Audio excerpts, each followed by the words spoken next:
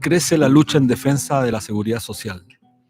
Las gigantescas movilizaciones que se han desarrollado en España y Francia durante este año en defensa de la seguridad social son ilustrativas.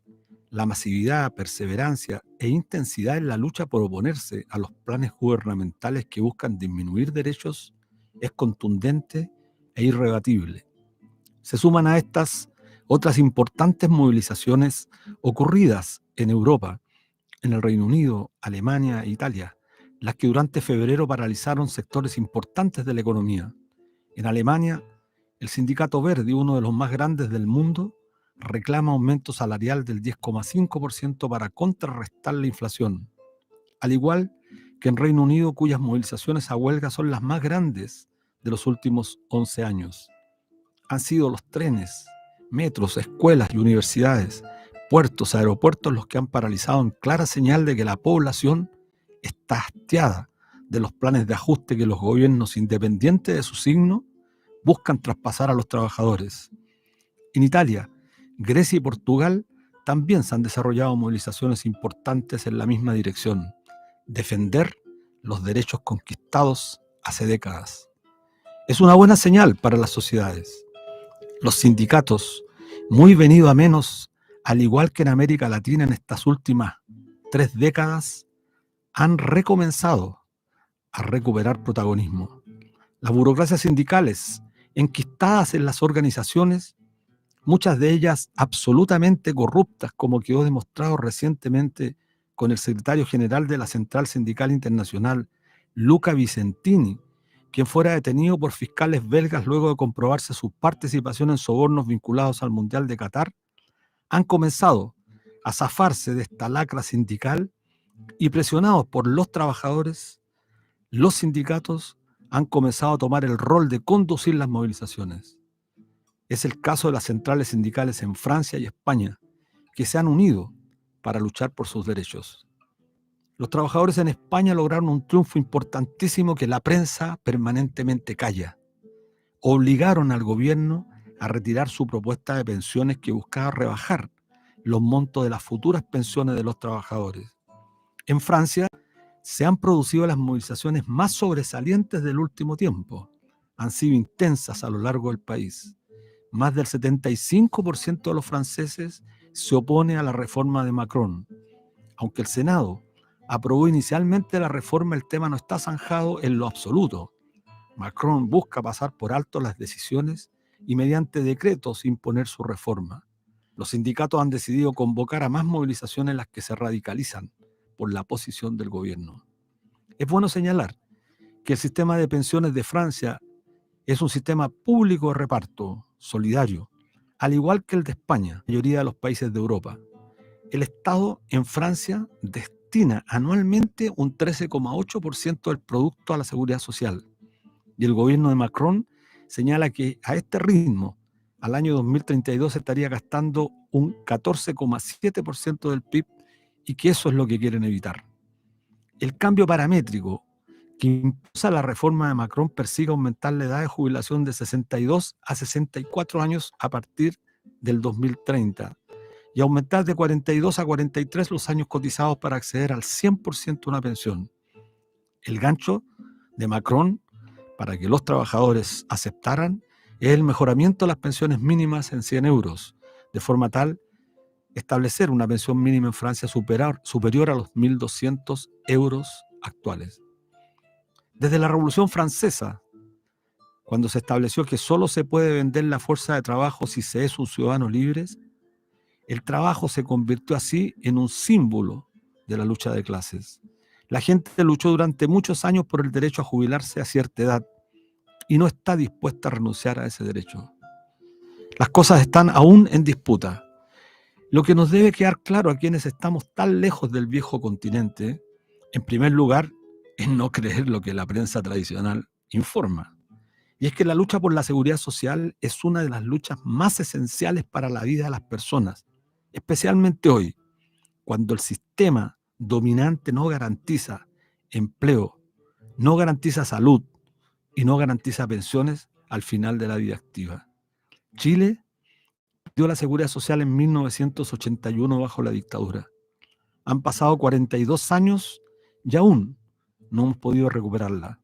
Es la tarea pendiente que tenemos y sobre la cual es necesario pensar, reflexionar, pero sobre todo actuar. La enseñanza de los españoles y los franceses debe servirnos no solamente como aliciente para ponernos de pie, sino que sirva efectivamente para que avancemos tras la reconquista de nuestros derechos.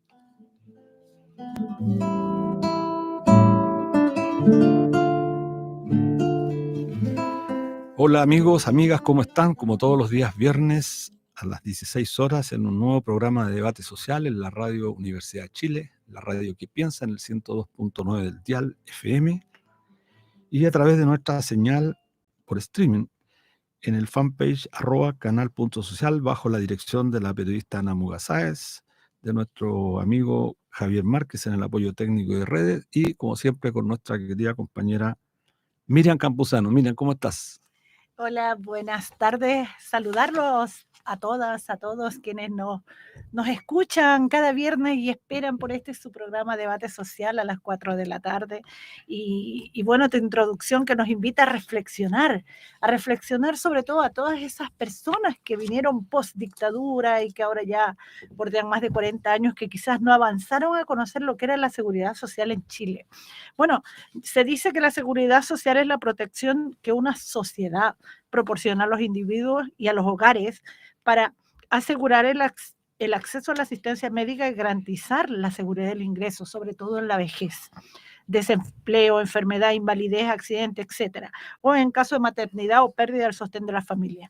Y eso es lo que tanto añora el trabajador en Chile, porque lo que nos venden como seguridad social, embestida de seguridad social, que son las FP, no tiene ninguno de los principios de seguridad social. Y qué ejemplo tan grande que tú pusiste al mencionar las luchas que se dan allá en el primer mundo, en Europa, y donde la verdad, alrededor de la seguridad social, el pueblo trabajador logra unificarse. Mira, la ironía es de tal nivel, es tal la obscenidad en este país, en nuestro país, que tratan de mostrar la aparente victoria de Macron sobre el pueblo de Francia como una conquista, no sé de quién, pero la verdad hay que decirlo, Francia tiene un sistema público de reparto para quienes nos escuchan, de reparto. Los trabajadores cotizan mucho menos que nosotros, mucho menos que nosotros. Pero mira, las reformas se conocen como reformas paramétricas. ¿Qué significa esto para nuestros auditores? Que los sistemas de reparto ajustan cuando tienen déficit por varias vías, pero hay dos tradicionales. Aumentan la edad de pensionarse, con eso generan un flujo, retardan el flujo de salida. Y la otra es aumentando las cotizaciones. Bueno, ¿qué han dicho los franceses? Ahora, aumentemos las cotizaciones, que los empleadores coloquen más y nosotros colocamos más. Es decir, solidaridad intergeneracional, intrageneracional. Pero la edad no la toquen, porque es una conquista de nosotros. Yo lo leí a propósito de un párrafo que señala que desde la Revolución Francesa los franceses valoran mucho el tiempo. Y piensa tú que en Chile los trabajadores hombres jubilan a los 65, las mujeres a los 60, pero tienen que postergar su pensión, su jubilación hasta los 65. Y con qué ironía, con qué frescura en este país se habla cuando recién los franceses están en 62 horas. Y yo señalé, lo dije con el objetivo, en Francia se gasta un 13% del Producto Interno en el tema de las pensiones, en la seguridad social. Y en Chile estamos gastando poco más del 4%, 4,01%. Esa es la diferencia. Bueno, la batalla tan grande es que ahora se pensiona a los 62 años y Macron quiere que se pensione a los 64 años, cosa que la gente se organizó, salió a resistir y sobre todo lo que más reclaman es que él se apegó a un impopular artículo que es el 49 artículo 3, que permite crear una ley sin que hubiese debate en el Congreso. Bueno, esa es la democracia que hay que decirle. Él es un hombre de derecha, Emmanuel Macron, de derecha, y está pasando por encima de la democracia, porque la democracia supone escuchar al pueblo. Entonces, lo que está planteando un sector de los congresistas, apoyado por los sindicatos y por el pueblo, es que se someta a un referéndum. ¿Qué mejor expresión de la democracia que sea el pueblo el que decida? Pero esta derecha, hay que decirlo, esta derecha y esta izquierda que es de derecha al final en todo el mundo, gobierna de espalda a la ciudadanía, no quiere escuchar la voz ciudadana, es decir, le temen a los referendos, como le temen aquí en Chile, pues. Pero imagínate que allí creo que por ley sí podrían hacer un referéndum, una consulta popular, cosa que aquí hasta el momento es impensada porque no hubo cambios en la Constitución, no mantienen con un régimen que se dice presidencialista, pero que en realidad vemos que el presidente obedece a otros factores más que a su autonomía propia. Bueno, sin duda da para largo. Sí. La otra cara de la moneda que estábamos indagando un poco es lo que pasa en España. ¿Supiste, Luis, que las pensiones en España fueron reformadas para irse recalculando de acuerdo a la inflación, a los incrementos del costo de la vida, y donde esperan que a partir del próximo año las pensiones básicas no contributivas también se vean un poco más reforzadas con el aporte estatal? Sí, sí, bueno, La otra cara de la moneda en España, pero los españoles también dieron dura batalla. Pero tuvo que retroceder el ministro porque tuvo que retirar la propuesta de pensiones que justamente buscaba rebajar el monto de las pensiones por la vía de un cálculo distinto que incorporaba. Bueno, un triunfo que obtuvieron los trabajadores de España y es relevante porque España tiene uno de los mejores sistemas de reparto del mundo, hay que decirlo claramente, con tasas de reemplazo que están cerca del 80%. Y es que es lo que aspiramos de alguna manera los chilenos y chilenas. Y que tiene real seguridad social, porque incluso se hace cargo de las pensiones no contributivas, o sea, No, por supuesto. Eso es lo que realmente necesitamos nosotros acá. Y entrando en temas nacionales, Luis, ¿qué podemos decirle de la contingencia de esta semana en cuanto al acontecer aquí en nuestro largo y bueno, han pasado varios temas. Ya se instaló esta comisión de expertos que está llevando adelante la redacción de la nueva Carta Fundamental. Una sorpresa para nuestros auditores, que algunos que todavía tienen confianza, han depositado la confianza de que pueden haber cambios, se elimina el Tribunal Constitucional, pero se cambia el nombre, ahora se va a llamar Corte Constitucional. Eso es lo único que aceptó la derecha. Cambiémosle el nombre al Tribunal Constitucional, ahora se va a llamar Corte Constitucional, lo que incluso desde el punto de vista semántico, la Corte tiene desde el punto de vista, insisto, semántico, tiene una mayor preponderancia, entonces ahora va a ser una Corte. A eso estuvo dispuesto la derecha y ha dado vergüenza en realidad la discusión que hay al interior, que en realidad a la ciudadanía poco le importa lo que están discutiendo porque sabe que es un fraude, pero la ciudadanía tiene que entender y tiene que enterarse la prepotencia y la presión que ha ejercido la derecha en esta comisión de expertos es francamente increíble. Y estos que se dicen supuestos defensores de la ciudadanía, francamente están retrocediendo. Entonces, ¿qué puede salir de eso?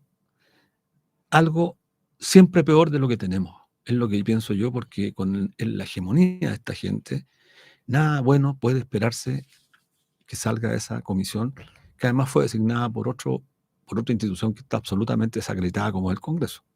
Así es, bueno, y esta comisión de expertos que también tiene muchas personas que se están recién coordinando para ir en contra de esta falsa representación que se arrogan los partidos políticos, de decir que nos representan a todos los y las chilenas. Sí. Bueno, algo bueno fue que a la final no lograron el cometido de que las Fuerzas Armadas en Chile tengan un código especial para ellos que se homologuen con los grandes poderes del Estado. Ellos querían un capítulo especial, pero déjame decirte que se logró solo le faltó un voto, o sea, bastante dividida el tema en la comisión de expertos, cosa que es alarmante. Pero mire, re importante a propósito que tocas tú el tema, referirnos brevemente al tema Carabineros. Esta semana conocimos la actitud del director general de Carabineros, señor Yáñez, que en un acto absolutamente, yo diría temerario porque entró en la deliberación política el director general de Carabineros de Chile, increpando al gobierno y al Congreso por no legislar proyectos que protejan a Carabineros ante el uso de sus armas. Probablemente la petición del director de Carabineros es absolutamente legítima en términos de lo que plantea, pero es absolutamente desmedida, grosera y temeraria, y el silencio de las autoridades políticas es lo que permite que en este país las Fuerzas Armadas, Carabineros, que están absolutamente impedidos de deliberar, se tomen esta licencia. Estamos en un país que funciona al revés, el mundo al revés. Entonces, esa es la expresión más clara de que en este país el Estado famoso, el Estado de Derecho, es un Estado fallido, además porque no responde a los requerimientos de la ciudadanía y del pueblo.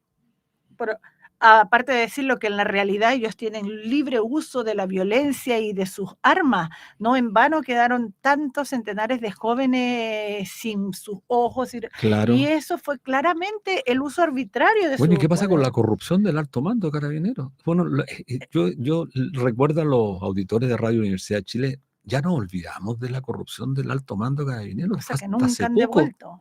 Entonces, bueno, ¿de qué se habla en este país? Cuando se trata de restituir la legitimidad que debiera tener la policía civil en este país frente a la ciudadanía, bueno, primero pasa por justamente erradicar de raíz todas las prácticas de corrupción, sancionar a quienes las han cometido, de forma tal que la ciudadanía comience a tener respeto y a tener confianza en que estas instituciones efectivamente cumplen el rol para el cual han sido mandatados. En realidad sean del débil el protector. Eso esperamos de las Fuerzas Armadas. Bueno, le queremos hacer una invitación a todos nuestros auditores de este programa Debate Social, porque el próximo viernes 24 de marzo, a las 7 de la tarde, en esta su radio, la Radio Universidad de Chile, en la aula magna de esta misma radio, quedan todos invitados. Haremos un lanzamiento de un libro. Luis, danos por favor los detalles. En la radio, en la sala máster, la sala Sí, máster de sala la Radio máster. Universidad de Chile, ubicada aquí justo en la Radio Universidad de Chile. Bueno, vamos a presentar el libro Chile, Milagro o Quimera.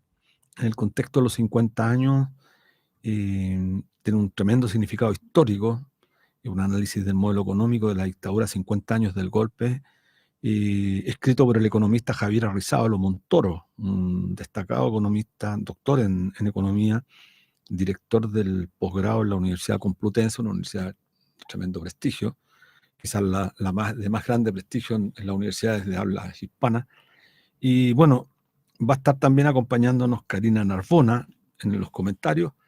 También Patricio López, director de la Radio Universidad de Chile, va a conducir.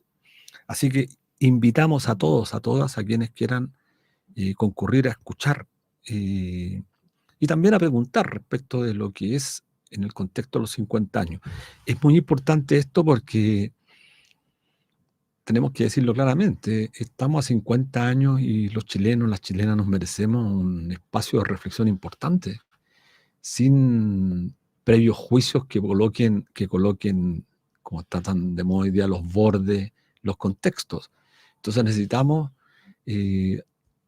conmemorar estos 50 años que no son menores, conmemorar a Salvador Allende, pero justamente la izquierda tiene un compromiso muy fuerte y por eso este evento va a ser importante. Invitamos a nuestros auditores a que estén, especialmente a nuestros auditores del programa. Importantísimo este evento, porque en el marco de la conmemoración de los 50 años que se cumplen del nefasto golpe militar del que padeció Chile por varias décadas, entonces este libro que se llama Chile, Milagro o Quimera, tiene tremendo, pero tremendo significado y a los más jóvenes nos dará luces de otra mirada, no la que la impone la televisión abierta, no intentamos una celebración, porque no hay nada que celebrar, es una conmemoración, pero sin embargo sí hemos visto sectores de derecha que intentan farandulizar o crear estos 50 años de una manera más con algarabía, con ese tono que de repente a uno le molesta, porque uno dice, no es así. Bueno, si Javier Macaya quiere participar en la comisión organizadora de los 50 años, el representante de la UDI, entonces, ¿de qué estamos hablando? Para que la gente lo sepa. Bueno, vamos a un corte musical con el... Volvemos a Debate Social en la 102.5 FM de radio, la Radio Universidad de Chile, y en su señal online y por streaming @canal.social, y en el fanpage @canal.social también.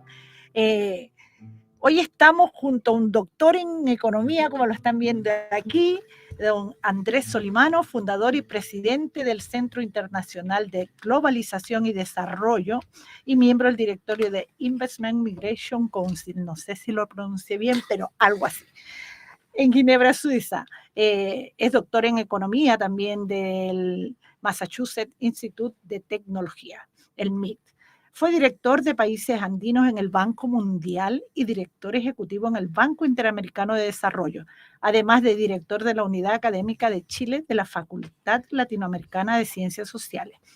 Algunos de sus libros más recientes son de Democracia Económica y Democracia Política, Pensiones a la Chilena, Elite Economic Crisis y el Capitalismo del siglo XXI, entre muchos otros más. Bienvenido, Andrés, a este espacio. Estamos junto a Mesina, ansiosos de escucharlo. Sí, muchas gracias. Es un gusto estar nuevamente acá. Estamos en directo en la radio. Sí. Como en los antiguos tiempos, estaba calculando que no venía físicamente a la radio. Así, hace como harto, 3 años, más o menos, desde la pandemia. Sí. Así que un gusto estar acá. Bueno, igualmente para nosotros, Andrés, para nuestros auditores. Sí, mira, muy bien.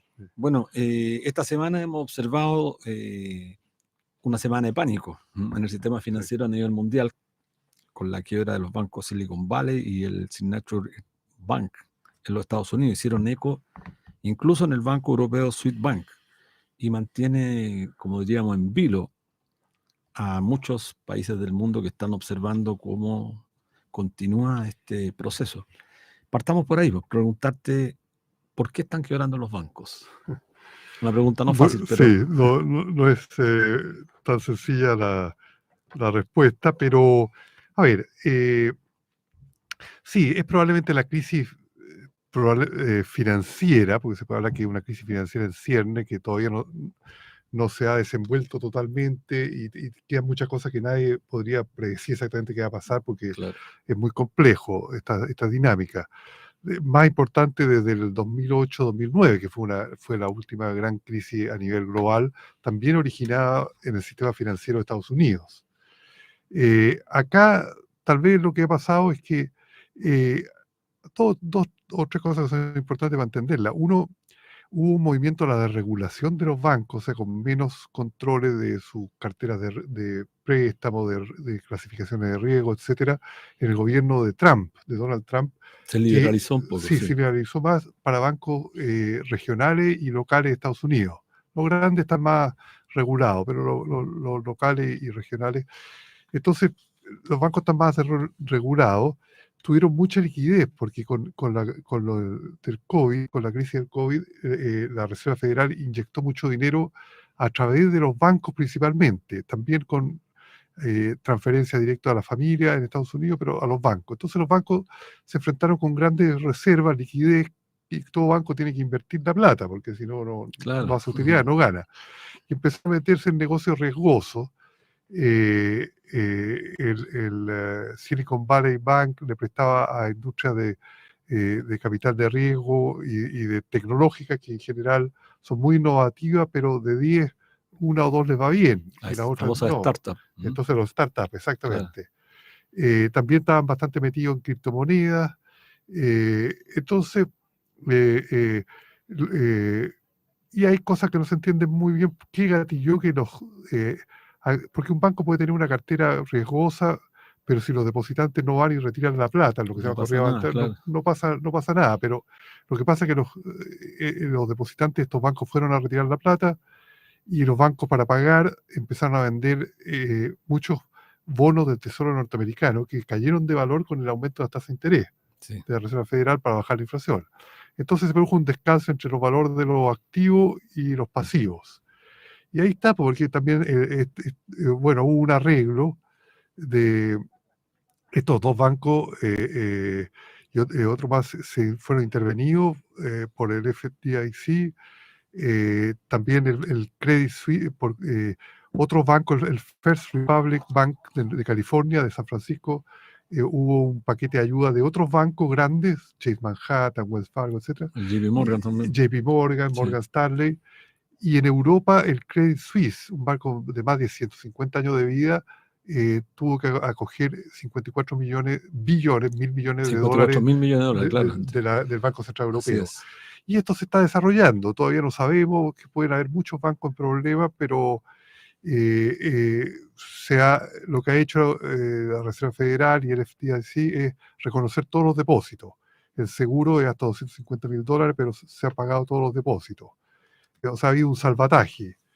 Ya hubo un salvataje en 2008-2009. Entonces, bueno, el sistema capitalista funciona que se supone que las pérdidas y las ganancias se privatizan, pero acá las ganancias se privatizaron y las pérdidas se les pasa la cuenta al Estado, como siempre, se socializa. Ese es uno. Sí.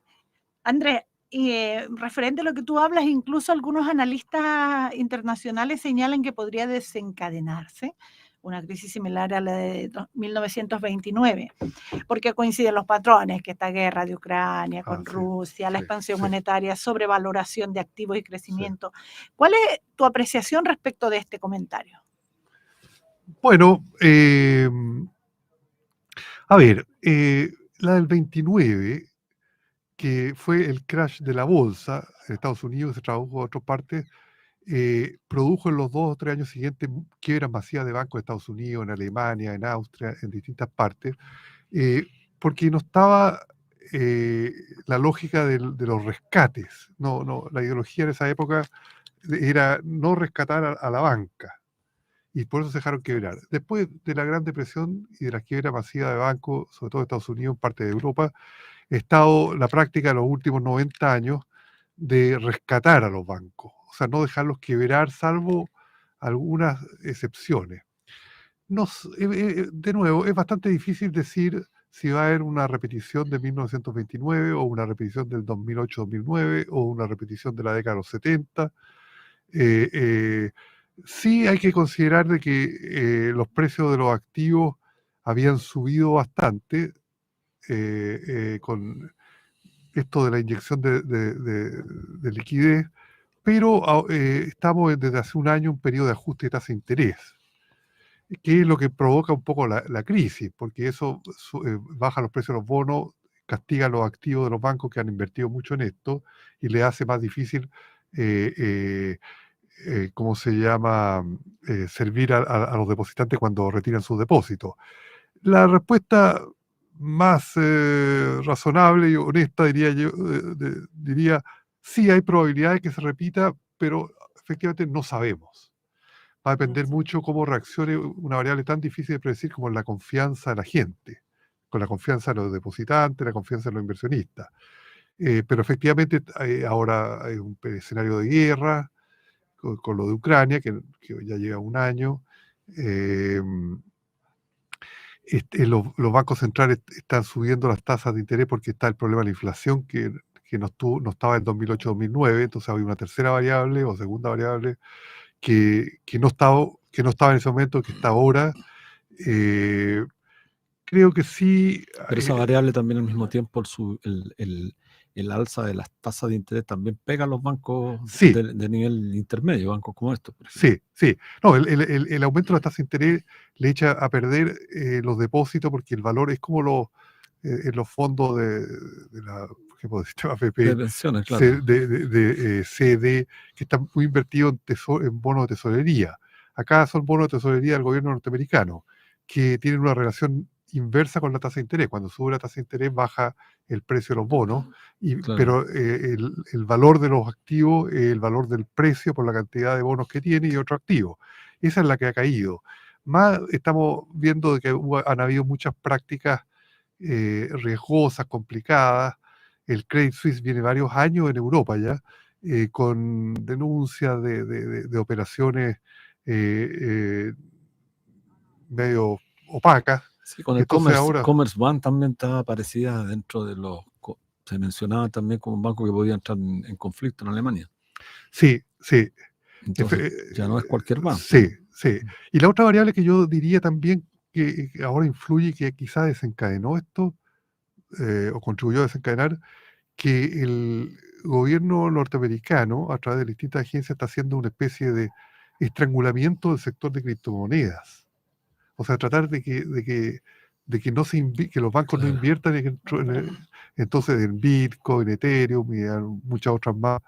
Entonces, eso es como medio inducido, que está induciendo esta crisis, porque está tratando de extirparse un sector que es el de las criptos, del sistema que nació independientemente, No hay control, claro. entonces, pero digamos, esta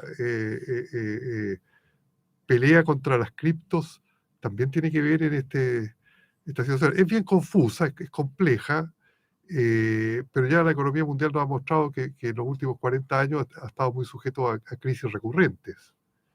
Y es la inestabilidad del capitalismo financiero desregulado el que nos tiene un poco en esto.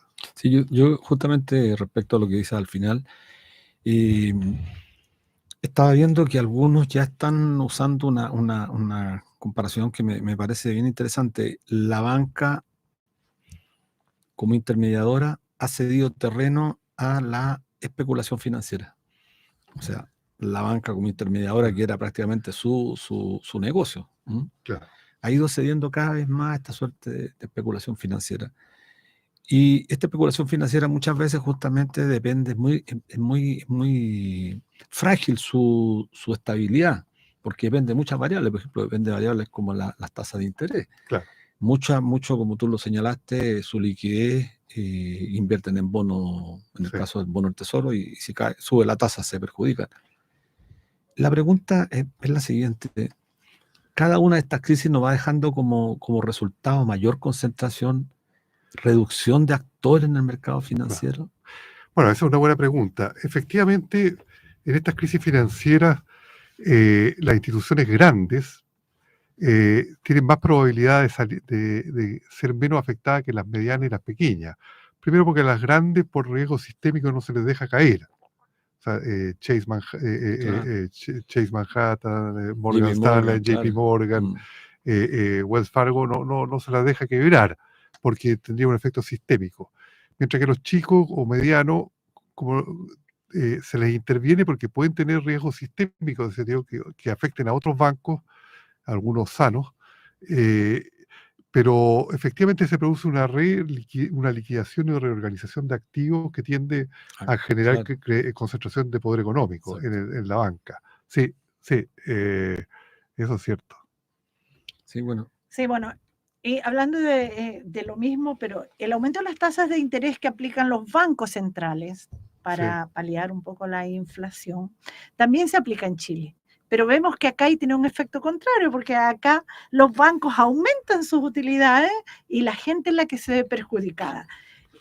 ¿Es así o es solo cosa de tiempo de que nos llegue acá? ¿Cuál es la diferencia de los casos de Chile versus los estadounidenses, los europeos? Bueno, yo diría que el sistema bancario chileno, desde la crisis del 1982-83, el sistema regulatorio ha tratado de que no se repita de nuevo. Entonces, lo que ha, a mi juicio, llevado es que ha limitado un poco la competencia en el sistema bancario, ha limitado también la capacidad de los bancos de entrar en actividades más riesgosas, y por lo tanto el sistema se ha vuelto más estable, pero menos competitivo, porque si vemos la utilidad del año... más concentrado. Entonces, si vemos la utilidad del sistema bancario consolidado, como en todo 2022, fue 6.500 millones de dólares, una utilidad de récord que coincide con la aceleración de la inflación. Y entonces, ¿qué es lo que hacen los bancos? Los bancos, en el lenguaje técnico, están cubiertos en UF en sus colocaciones, pero menos en sus captaciones. Claro. Entonces, los préstamos que hacen están en tasa indexada a la UF. Por lo tanto, se protegen de la inflación, no la afecta la inflación. Claro. Mientras que y capturan en pesos, deprimidos, que cuando hay sorpresa inflacionaria y esto, la tasa de interés real es más baja y el spread le sube. La diferencia entre la tasa que colocan los bancos y la que pagan a sus depositantes sube, y eso sube la utilidad de los bancos. Por eso, con el aumento de la inflación, la banca en Chile ha aumentado sus utilidades muy significativamente. Sí, yo antes de que pasemos al otro punto que queremos hablar un poco contigo para nuestros auditores, Andrés, que es la reforma tributaria, los efectos que viene con... Y quería hacerte una última pregunta.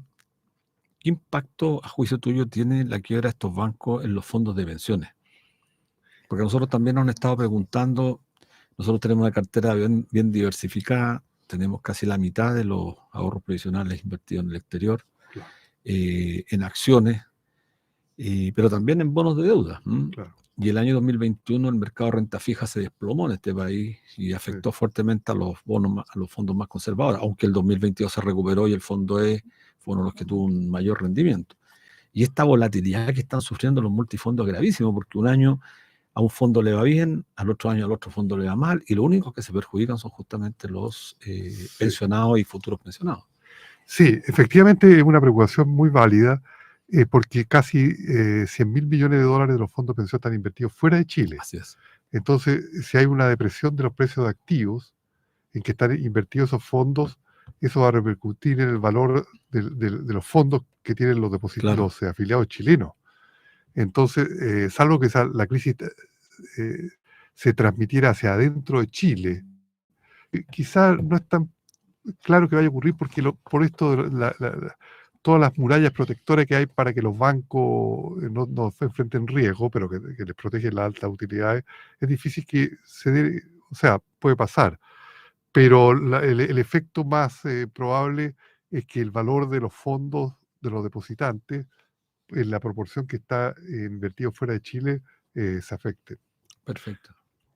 Mira, me acaban de escribir al grupo de radio. WhatsApp.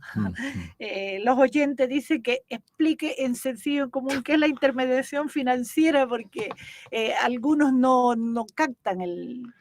Sí, la intermediación financiera en los bancos, en el fondo, son creados para intermediar recursos de los ahorrantes o los depositantes, la gente que tiene exceso de recursos y los quiere meter en el banco, no dejarlo guardado en la casa, por ejemplo, y intermedia entre los depositantes o ahorristas y los demandantes de fondos, que son empresas, puede ser demandante para invertir en inversiones de ampliar la fábrica, comprar una maquinaria, equipos, camiones, camionetas, o endeudarse para capital de trabajo, comprar insumos.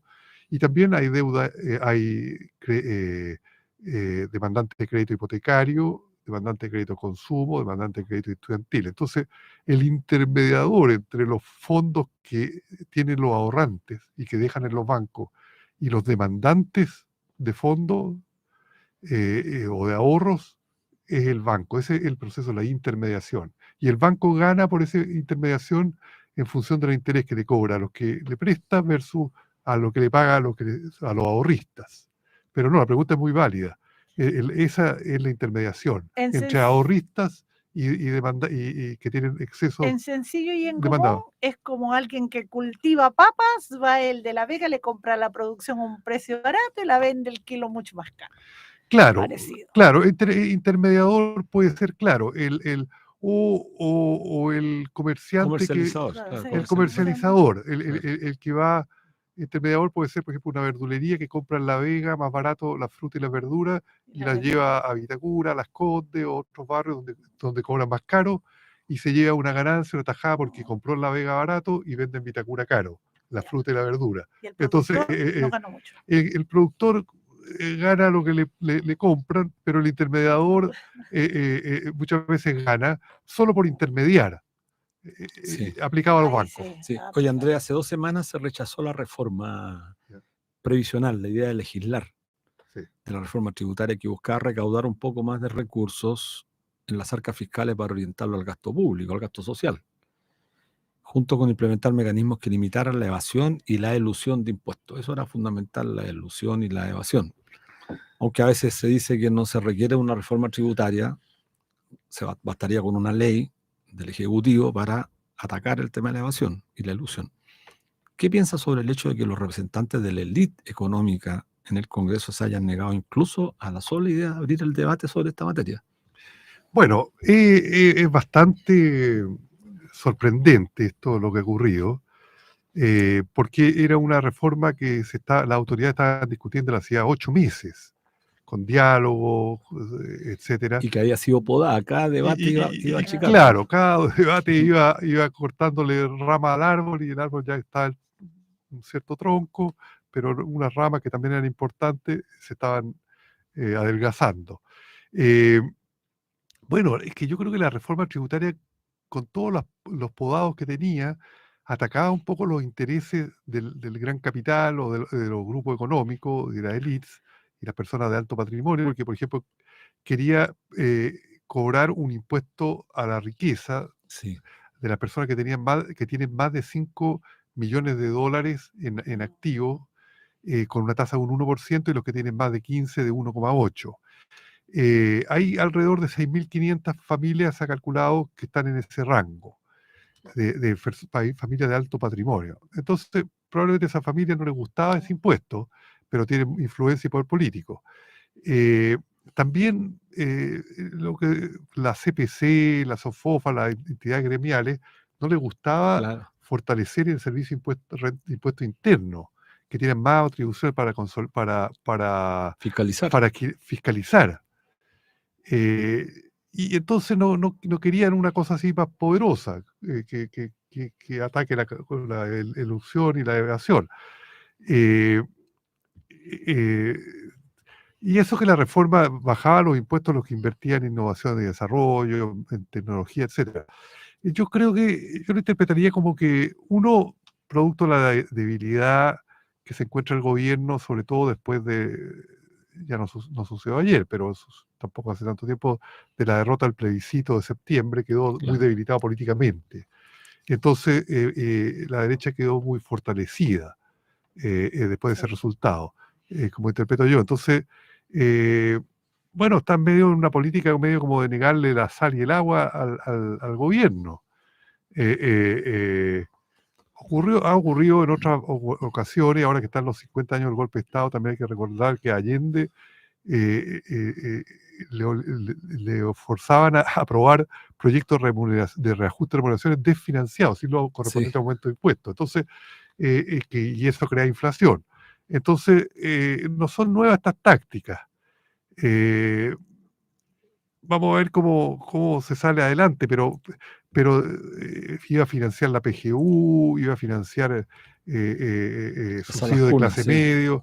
de media. Entonces, es una coyuntura bien difícil la que se produjo con ese rechazo. Y ahora el problema, perdón, Sí, perdón, dale. no, el problema es que el gobierno ha salido a combatir esta negativa de aprobar la reforma, a conversar nuevamente con el empresariado. Y lo que uno observa es que hay cada día un retroceso más de las políticas programáticas que se plantearon al momento de asumir el gobierno. Por ejemplo, en materia de reforma de pensiones, la derecha instaló la idea de designar una comisión de expertos, pero también lo está haciendo en distintas materias en las cuales la derecha va colocando sus puntos de vista. Y ya hemos visto, por ejemplo, que en el caso de la propuesta de reforma de pensiones, la derecha ha dicho no, que tiene que ir un porcentaje importante a cuentas individuales, es decir, empieza a desnaturalizar las propuestas y hay una suerte de, como te dijera, de aceptar que el escenario lo empiezan a rayar ellos. Claro. Entonces a veces parece prudente también que el gobierno debiera mantener su postura y develar quién está realmente en contra de avanzar en materias sociales. Sí, yo creo que hay un problema hay un tema de estrategia política del gobierno, en un momento en que está debilitado por derrotas, plebiscito, Claro, la reforma eso te iba a tributaria. decir. Entonces, derrota en temas importantes.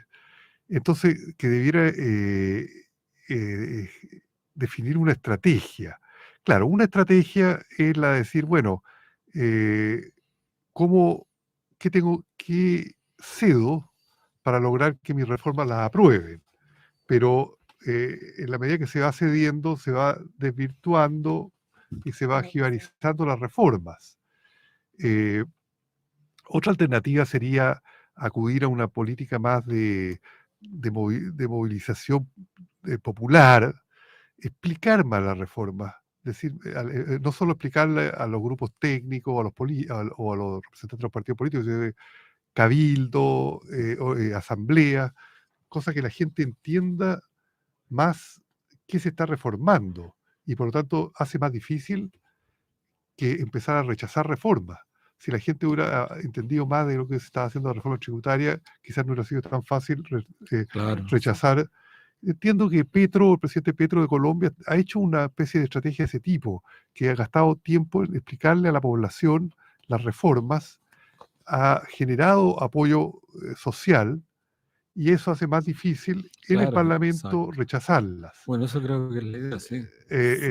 Pero parece que se está cogiendo más la hipótesis, la estrategia de ir cediendo con el opositor político, con la tijera, cortándole ramas a los árboles de la reforma. Sí. Sí. El tema que tiene ahora el gobierno es que puso todos los huevitos en la reforma tributaria y ahora no tiene cómo cumplir, por ejemplo, la PGU para las mujeres arriba de 250.000 pesos.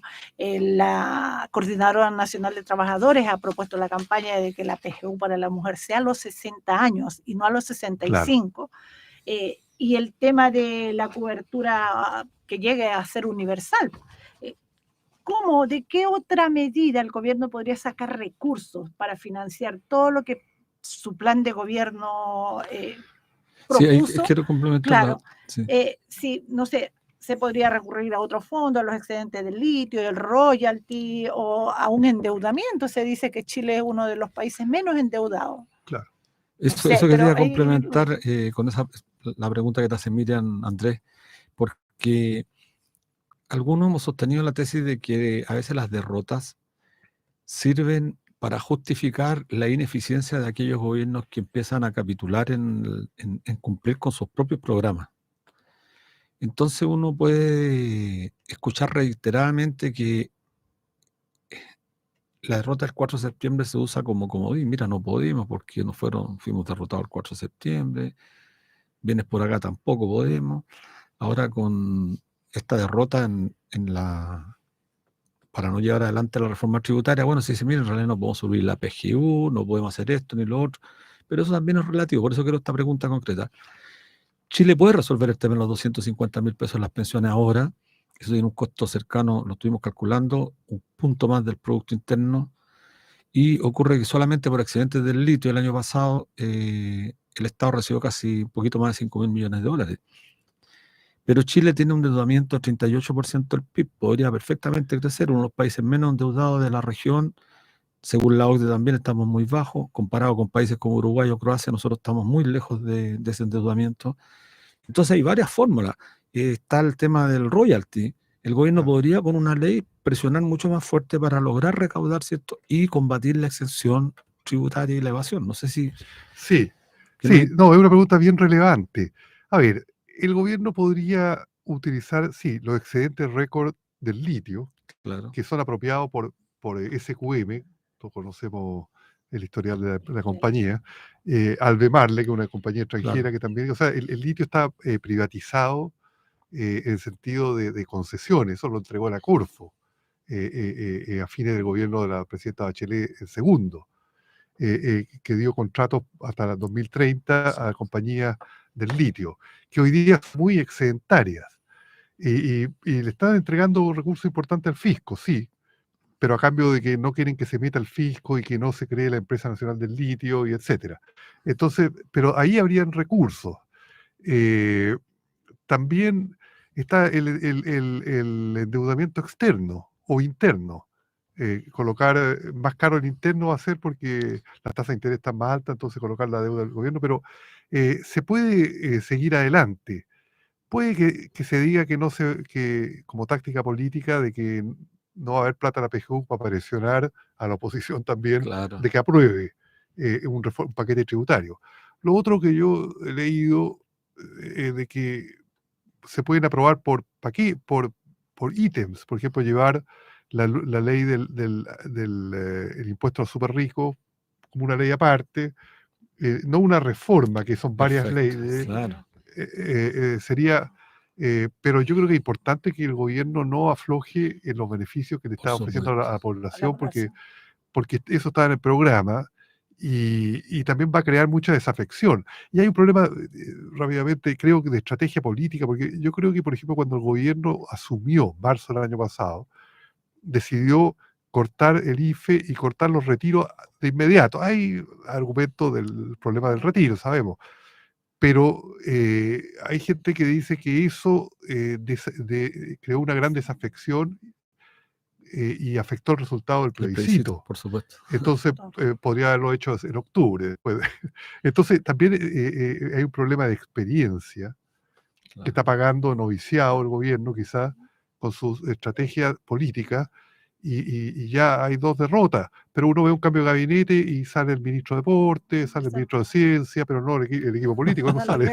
Claro. Entonces, Bueno, hemos llegado al fin de nuestro programa. Se nos quedaron muchas preguntas. Sí, ha sido muchas. un placer escucharlo, Andrés Solimano, maestro sí. Andrés Solimano.